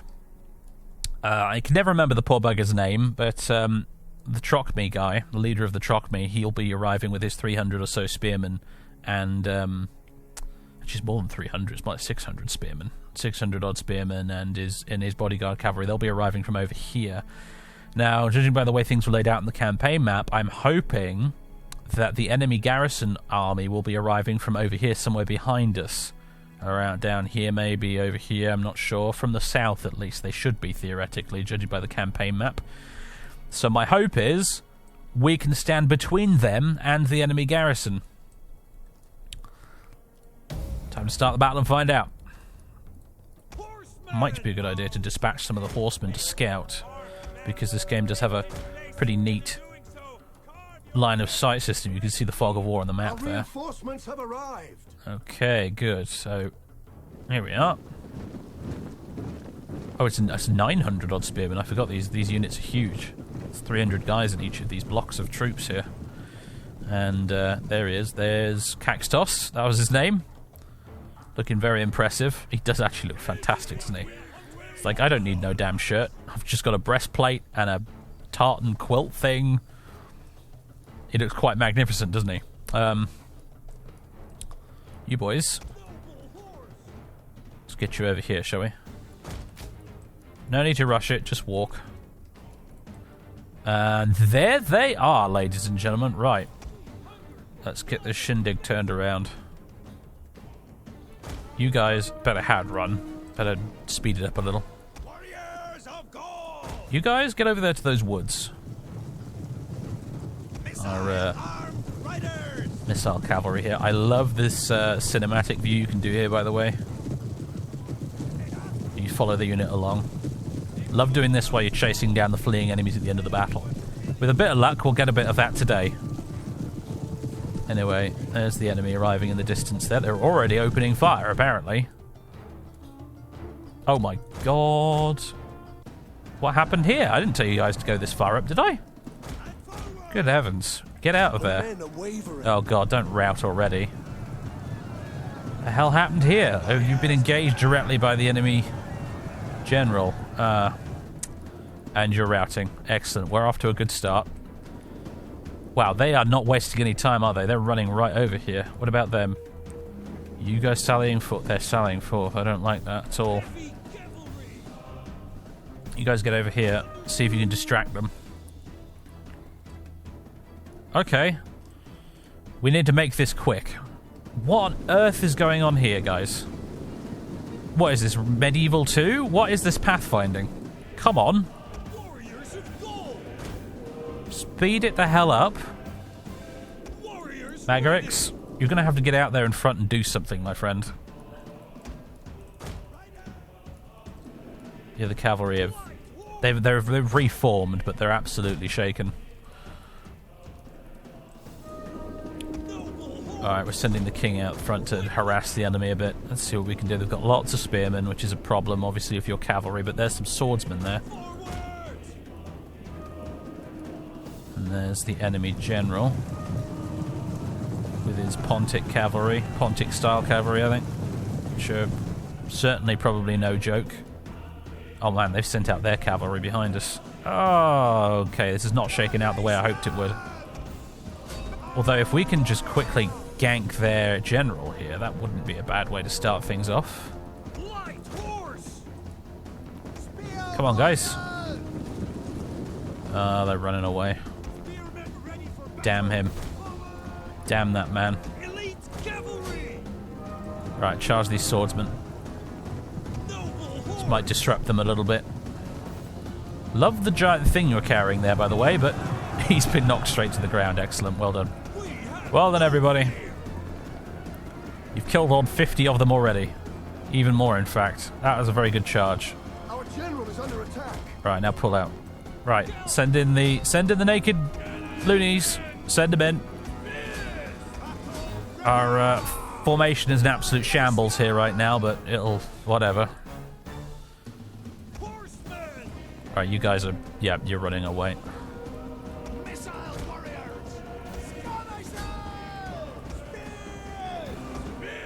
Remove the spearman over there. You guys want to charge? Get that lovely charge bonus?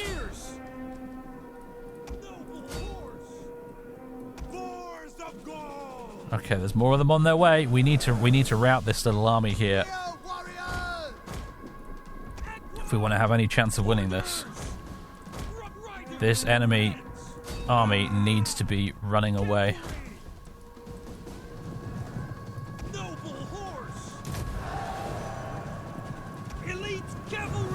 Come on. Nice good charge in the rear.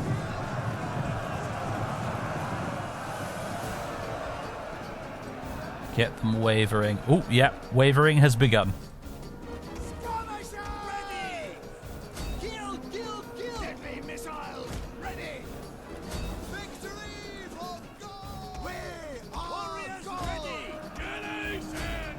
Alright, it's going well so far. You guys are more than capable of killing some archers, so you should do that. Magarix smashed to rout these spearmen as well. These guys are wavering. Continue to rout and get these guys on the run, please. You, I need you back here as a barrier between the enemy and the baggage train. Oh, they're already among us, apparently. That's not good.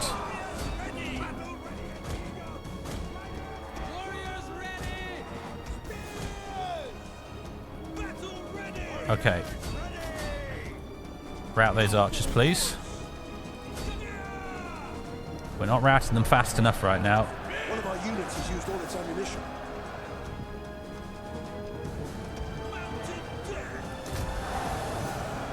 Come on. Get them wavering. That was a rubbish charge, but it seems to be doing the job. The baggage train does not move very fast, you may have noticed.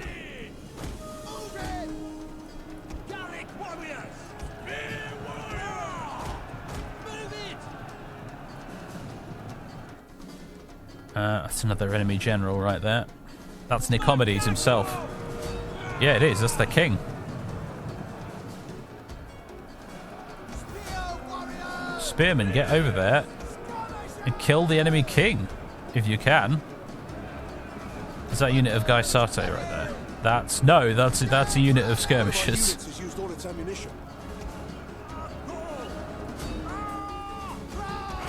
Oh god, click and drag in this game is a little bit funky at times. Need you guys there. And I've Fence's desktop program decided that was a good time to minimize the entire game and tell me that the new version is available. Thanks for that. Much appreciated.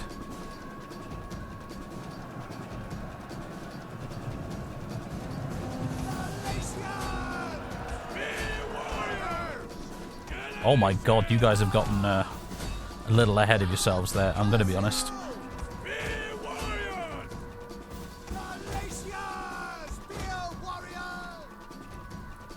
Alright, move on up that way. The battle is happening over there now. What happened over here? You guys still just... Oh, right, yeah, the enemy did not take the bait at all. Get over there, guys, as fast as you can. Caxtos and his cavalry are going to be the most useful thing here, I think.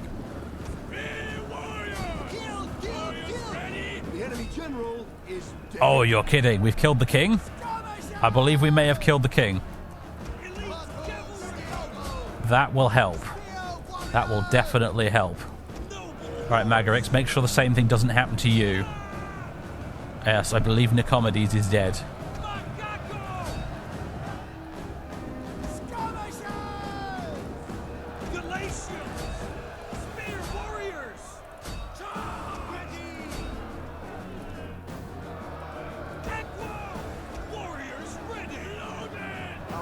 And then flee the battle. That's okay, as long as they don't make a habit of it.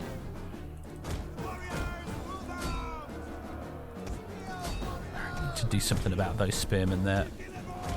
Is this the baggage train? This is the baggage train. Alright, where's my other unit of cavalry, if indeed they are still here? They are. Get over here.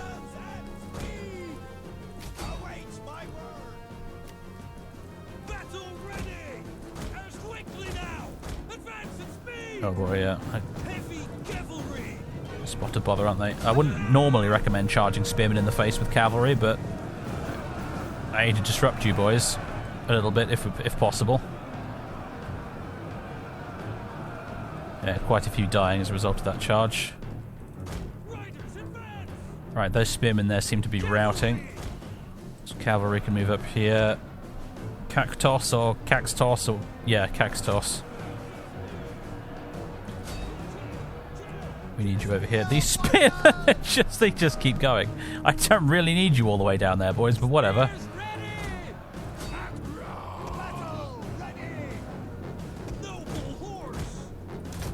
Let's pop a rally and an inspire.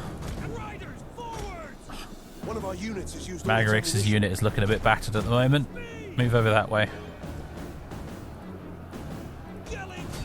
Actually, try and engage these cavalry.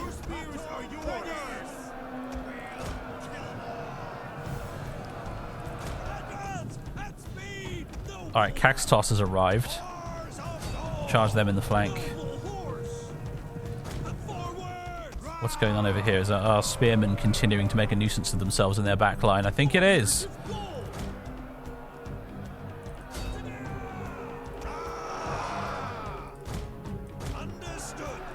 The key with cavalry of this era is charge, repeat, charge, repeat, charge, repeat. Don't get bogged down. Cavalry of this era were not armoured enough to really stay in a protracted fight. And by God, who is this right here? This is a unit of heavy shock cavalry. I think this is one of their other generals. Our men flee the field of battle. Making a real nuisance of themselves at the moment.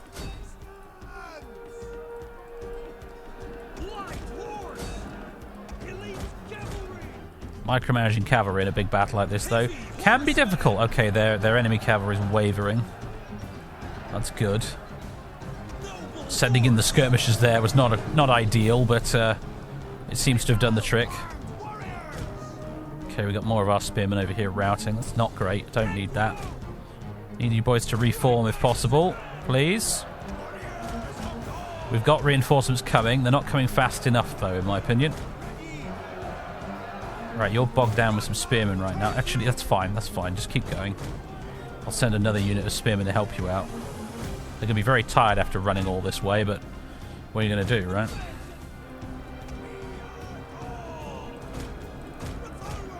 Okay, you guys seem to have attracted a lot of attention there, my little missile cavalrymen.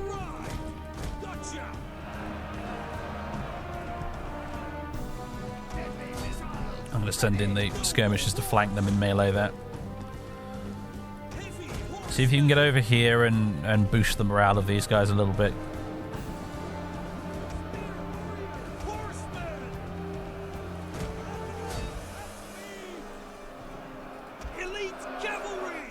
It's like Caxtos's boys, I think it is.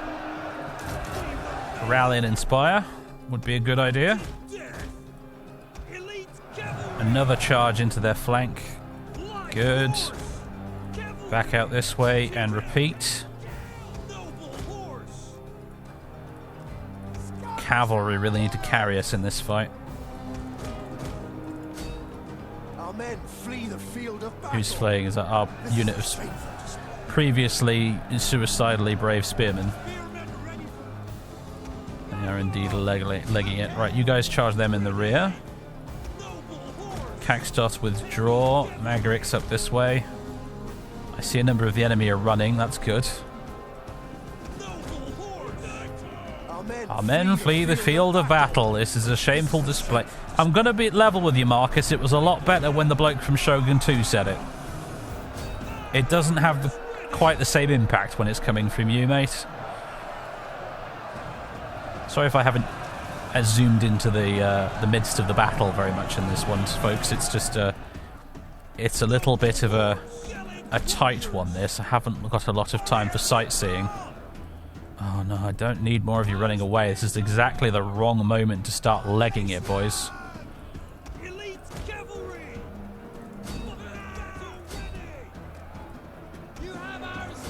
Come on, get stuck in. This is not the time.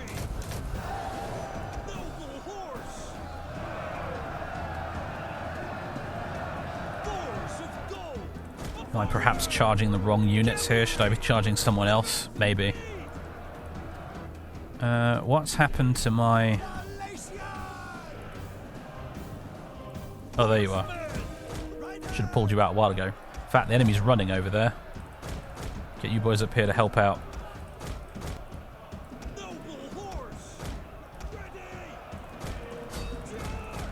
Move over this way. You... Kill those archers. They're seriously annoying. Charge them. Get around this side. I think Caxtos's reinforcements have really saved our bacon today. So far. Fat Lady has not, of course, yet sung. Also, those skirmishers are being an absolute champions. I'm amazed they haven't run away yet.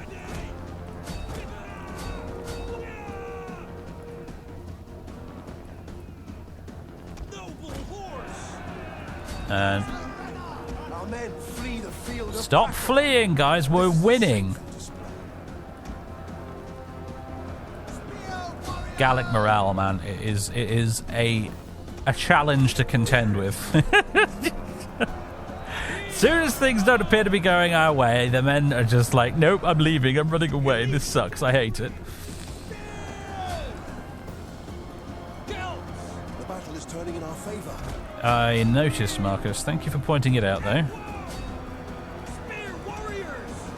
It's kind of a shame that I'm calling him Marcus because I could have sworn that's what his name is from the tutorial campaign of this game. But it'd be entirely sensible to actually call him Lentulus, our resident Roman from the intro. It's kind of funny to think of it that way, actually. I think they're all running except for those archers. What are these suicidal idiots doing? He's just given up at this point. They're just going to throw the archers in. That's got to be their last unit that's not routing at this point.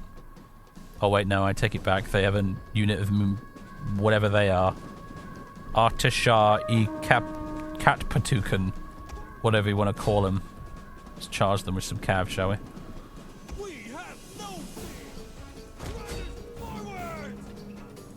Battle should be over any second now. Victory! We did it, everybody. Hallelujah. I mean, some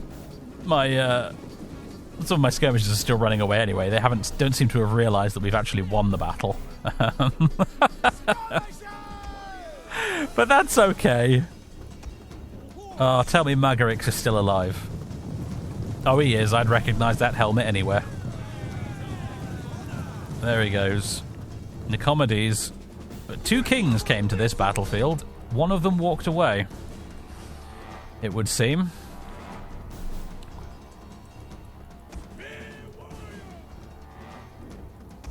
Goodness me. Alright, now we just need to chase down as many of these guys as we can. Funny, interesting thing in this, I think it's a feature of this mod and not the vanilla game, but when enemy units break completely and rout, oh, look at those delightful pixelated sprites in the distance there. When enemies break completely, they don't have a banner above their heads anymore, so it makes them more difficult to see on the battle map. And some people probably find that quite annoying, but I actually like it because it's not very realistic to be able to chase down and kill every single fleeing enemy from a battle. It's just not how it worked in real life. So the fact that the game makes it more difficult to see them once they're running away is actually a neat feature. I do like it. Look at all those bodies. That was... My gamble paid off, but my god, it very nearly didn't. Alright, players, don't get too close to the enemy camp because their towers can still shoot you. This could have very easily been a cataclysmically bad defeat for us, but as it turned out,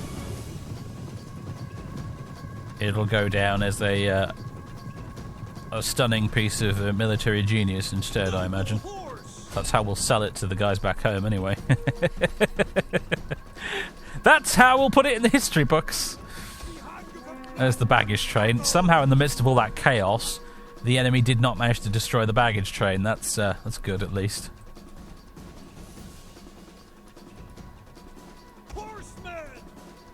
Let's get over there and try and kill as many of them as you can before they get off the edge of the map.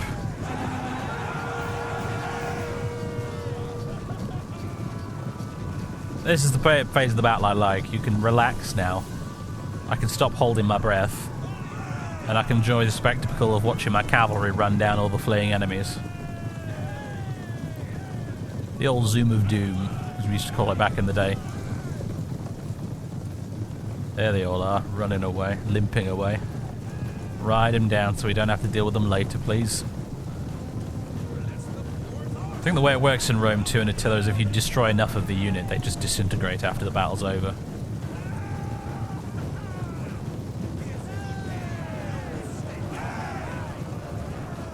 Some of that classic Warscape engine awkwardness as we move in to actually attack the enemies, and everyone sort of dances around trying to get in position for kill animations, but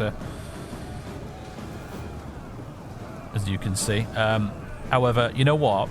As much as I've criticised the Warscape engine in the past, I'll give it this. It has very good pathfinding compared to the old Total War games, and when you tell a unit to actually attack a fleeing enemy, they do actually attack the fleeing enemy, instead of like in Medieval 2 where they politely escort the enemy off the edge of the battlefield instead of actually running them down.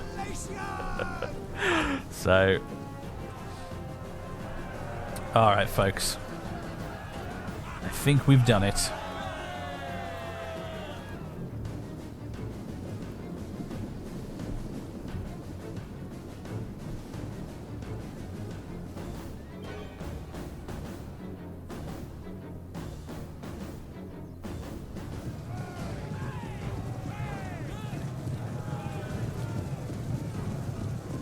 So who got the best kill count then? Who? Ooh.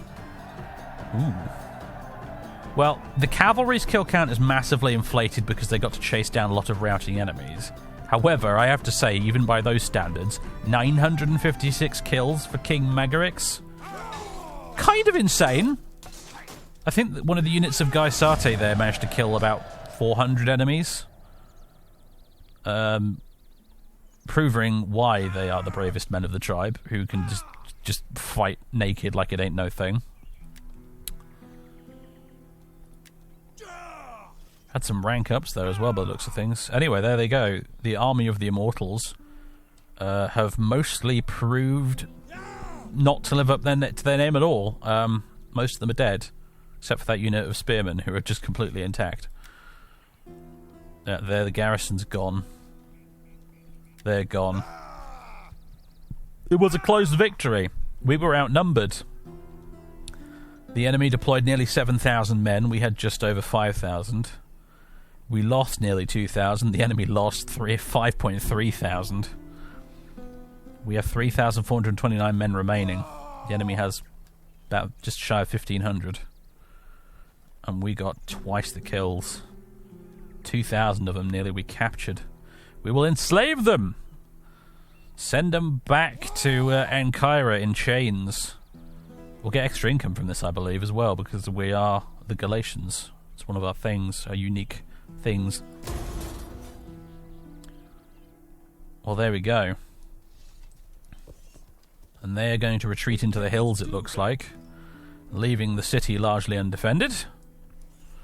Honor to gods and your ancestors for the tribe. Let's move you up. Gauls love the open road and your ancestors. Turn you off of raiding mode. Live to serve the people of Gauls. Besiege the settlement. I'm not going to fight out the siege battle with so few remaining. I will just auto-resolve this, because if we don't auto-resolve it, I reckon I'll probably end up taking a bunch of completely unnecessary casualties to enemy towers and things. So, besides, we need to end this episode, don't we? So, I promise you'll have plenty of siege battles in the Let's Play before it's over, but today I will be auto-resolving this. I'll use protective stance as well to try and minimise our casualties. Casualties are not easily replaced in Divide et Impera, so you do want to minimise them as much as you can. Units are not easily replenished. There we go, we did it. And the city is ours. Now, I think I said in the past at one point that I intended perhaps to actually just sack it and then leave, in much the manner that the Gauls did historically. However, after all we went through to win that, I'm not so sure I don't feel quite willing to just do that, to sack it, go back home, and then end up back at square one on the drawing board, honestly. So, I think I'm going to loot it. Absolutely, definitely going to loot it. No peaceful occupying here. I could liberate. I don't think that would do anything, though. I could raze it to the ground completely, although that was an incredibly rare occurrence in the ancient world, this razing it. This almost never happened. The Carthage and Corinth are like the two standout examples I can think of, but aside from that, this virtually never happened. But we will loot it. I think the Gauls will be looting almost every town we come across, even when potentially occupy might be the more sensible choice. I think the Gauls will be looting because that's what Gauls do. Provincial instability, conquest -4. Yeah, well, the public order will be dreadful, but we will get ourselves 16 grand out of it. So, ready for orders. There we go. Magarix has increased in rank. The Doom Pigs have increased in rank as well. Cappadocia has been completely destroyed. Okay, I thought we might have to deal with the remnants of their army in the hills, actually. But it looks like they've been completely wiped out. Well then, an early victory. I honestly didn't expect that, to be honest with you. I thought that was going to potentially be a disaster. We rolled the dice there and we got lucky. There it is, the Battle of Mazaka, 278 BC. It shall go down in legend, at least among the Galatians. Okay, well, we're now going to have to spend some of that money to fix all of this up. What have they got here? A levy camp. Do you know what? I think I might just destroy that. Or convert it into something else. A warrior lodge. Yeah, let's do that. I'd rather just knock it down, actually, if I'm totally honest with you. Convert, dismantle. Yeah, dismantle it. I don't need that. We've got a warrior lodge in Ankara, which I'm going to upgrade to a meeting ground now that we've got the dosh for it. Yeah, I'll just dismantle that and probably build something like farms or whatnot instead, because we're at -1 on food right now. Right, there it is. We've taken Mazaka, and contrary to Gallic doctrine, we've actually occupied the place after looting it, with no intention of leaving anytime soon. That may be a cause for concern among our neighbours, particularly the Seleucids. Just noticed them, the large blob over here. We may wish to try and make good with these guys, although they're probably really annoyed about... Yes, they are extremely annoyed. Not only that I have treaties with Bithynia, but they're pretty damn annoyed about me attacking Cappadocia. Well, I give you greeting and my attention for the next few minutes. Maybe we can salvage that. Maybe we can't. Maybe we've just picked a fight with the biggest superpower in the East. For those not in the know, the Seleucid Empire... The Seleucid Empire pretty much stretches from here all the way into Persia. It's huge. By